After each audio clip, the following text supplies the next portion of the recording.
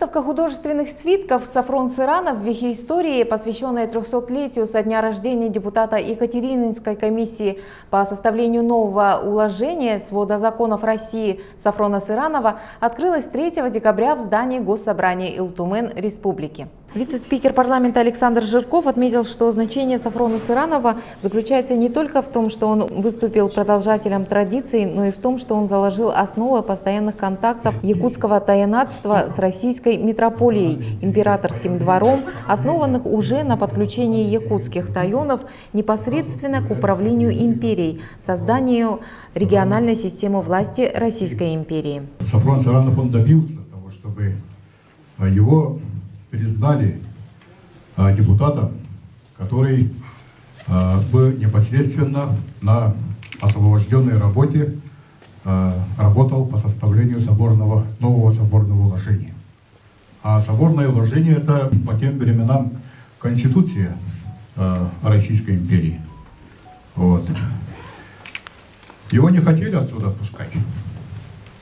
Препоны, препятствия преследовали его до самого Санкт-Петербурга.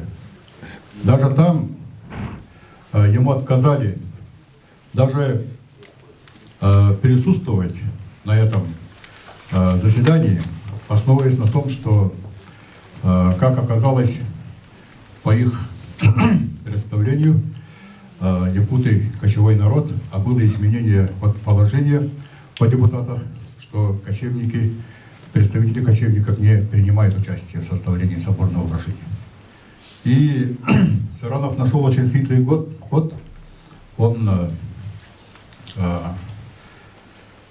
сумел доказать, во-первых, он сумел добиться приема Екатерины II. Этого было сложно это сделать. Но он пустил ход мудрости своих предков и сумел добиться этой аудиенции, где доказал императрице, что якуты, как он пишет, не только кочевой народ, но зимой и летом переходят из места в место. И это не совсем кочевье. Екатерина II приняла это. Сафрон Сыранов заложил начало официального участия Института якутского таянатства, представителей якутов, составлении создании региональной политики Российской империи, создании конституционных государственных основ Российской империи. Сафрон Сыранов заложил начало официального участия Института якутского таянатства, представителей якутов в создании региональной политики, конституционных основ, государственных основ Российской империи. Сафроном Сырановым была создана система самоуправления якутов, устойчиво просуществовавшей вплоть до Октябрьской революции 1917 года, до установления советской власти в Якутии в 1919 году.